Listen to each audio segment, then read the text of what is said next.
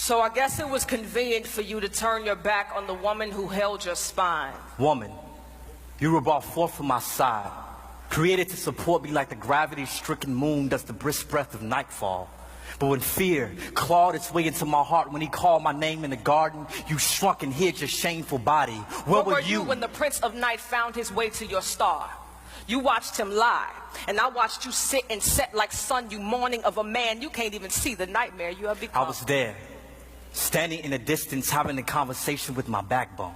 I wanted to stop you, but you let that evil reptile with eyes, slow dancing with deceit and tongue, swift as breeze, woo you dumb to think we could be wise as the God who thought the galaxies into existence. Adam, I thought he was my friend, letting me in on secrets God Pinky promised the leaves not to tell. He pointed me to the tree, told me of what I was missing, and as my faith in his lies led me to stare, I watched death become gorgeous. But God is beautiful. Adam, my tongue became sight. The fruit looked too good not to Taste and see that God is good. God is thief. He kept us from the one thing he knew would turn our minds deity. No, God is wise. Eve, can't you see? In our feast for knowledge, we have become fools. Searching for wisdom in a mere branch, we forgot about the God who had the power to grow us from dust with no roots. His mind is wide as sky, and we were free as clouds, but now the silent hum of shame echoes the land. The eerie chill of father's curse crawls across our conscience, and the very river we bathe our naked souls in is damned because of you. What have you done? Do not blame me for murder and name yourself victim as if we are not both ghosts with skin. You left me for dead. Did you forget the sixth day when God made you from dust? But he made you from me for me. While sleeping, he called you from my cage bones, beautiful but you, with your prideful disposition, switched positions and tried to lead. Took heed to a four-legged snake without consulting me first. You didn't respect me. He gave you authority. He made you the head of us, but you became neck. I can still see the apple stuck in your throat, Adam. Swallow your pride.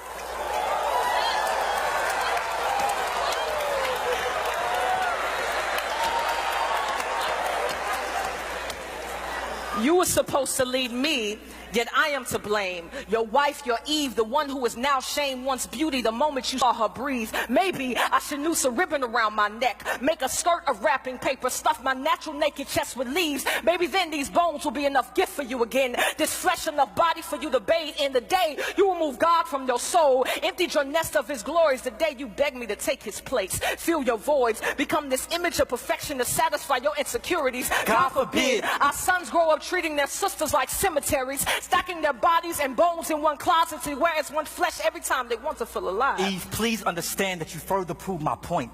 That prideful organ brewing beneath your breast beats with no submission for your husband. And for this, your future daughters would not be quiet, gentle, but some would be loud as nagging crows scavenging on the dead earlobes of men.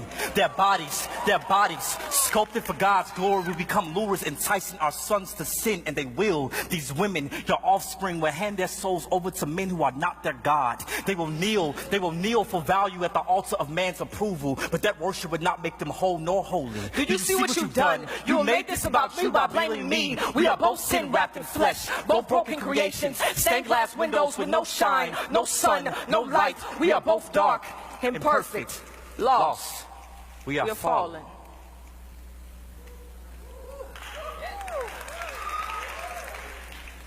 Wife, I'm sorry. Have you any idea how shameful my insides scream for not protecting the only woman I've ever known and loved from the sting of death?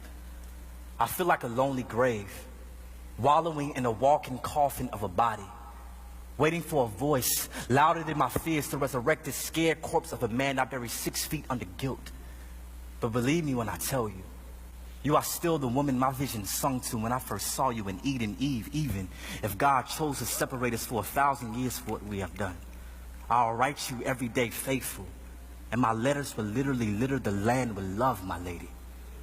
But excuse me, if the blood on my hands still drips thick with condemnation, I can only pray that this venom doesn't poison our unborn son, Cain. There is nothing but murder living in my genes, and I would die if he follows in his father's footsteps. Husband, forgive me in my limbs and the heart that led them away from the safety of your palms. The parachute folded beneath the bloodstream I left in vain. I promise I will never try to fly without you again.